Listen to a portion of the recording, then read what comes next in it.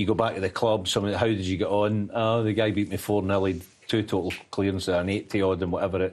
I never got a shot. It's commonplace, and you just got to, you know, dust yourself down and get back on the horse and get on with it. You know, it's tough, but it'll be a tough couple of days, Stephen. But at least he didn't play all that badly, in all honesty, because of the guy who sat next to us. Yeah, and he's joined us, Chris Wakelin. Fantastic performance tonight. Is that as good as it gets?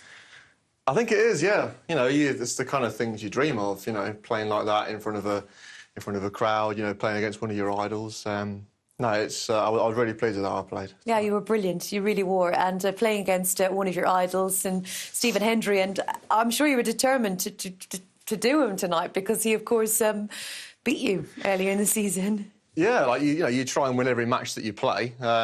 We all try our hardest out there, and the last time we played, it was absolute shambles for us both, and we both had a bit of a nightmare, and it was a horror show. But tonight, I managed to start well. You know, I got confidence early on and managed to settle, and you know, I'm really pleased with my game at the minute. You know, that kind of showcase. We were talking sort of mid-match. I think this is what snooker is these days, Chris. Isn't it? Mid-ranked players, you should be higher ranked than what you are officially, but you prepare to win, don't you?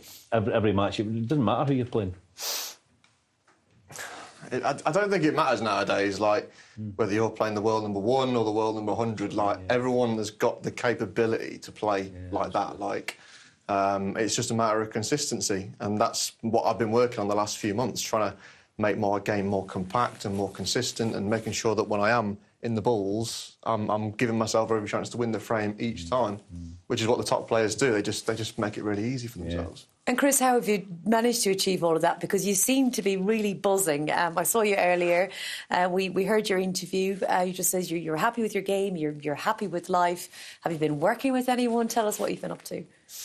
I've been working with my old coach Gary for the last sort of 9-10 months now, and he's just got my game in a place where I believe in it. Like, I've always believed in what he's told me since I was like 10 years old. I've always believed everything he's ever told me is going to happen.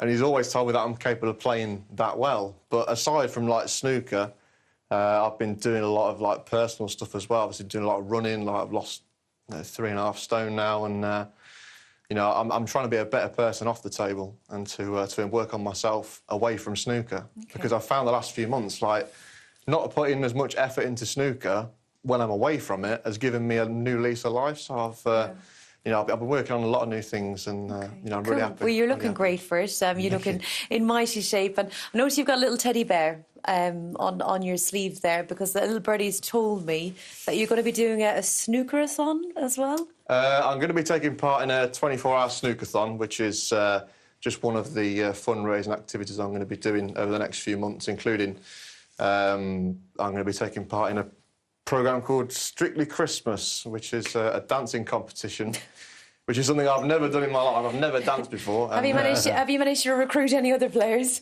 Oh, no, it's nothing to do with snooker. Okay. But we're all, there's like 50 of us that are sort of raising money for Zoe's Place, which is a baby hospice near where we live. So yeah, it's a real, you know, I'm really proud to be a part of the Strictly Christmas project. Good on you, man. Good on you, it's right, and good luck. Thank you. I hope we get some videos of this.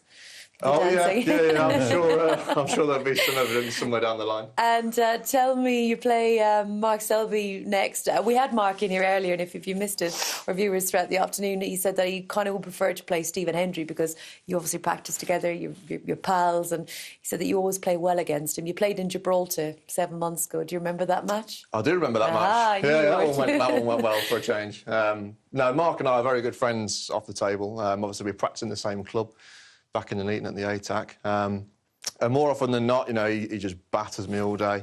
But the last few weeks, I've been sort of getting the upper hand of him. But, you know, it's completely different out there. You know, you've got to play well. You know, he's the world #1 and the world champion. If you're gonna beat him, you need to play well. So the good thing though is it's a bit easier playing a mate that's that good in some ways, because you're comfortable. It's like if I went and played John Higgins, I actually feel quite comfortable. Yeah, you're just used to what he gives you. You know, if you put Judd Trump against me, with my record against him the last 10 years, then it's going to be 4-0. But listen, you played like God out there tonight. You could take on I was playing anyone against after God. that. He's gone. We're all just in his world. You were fab. Congratulations. Thank you. A Thanks, superb Rachel. performance. Well And let's mark your card when it comes to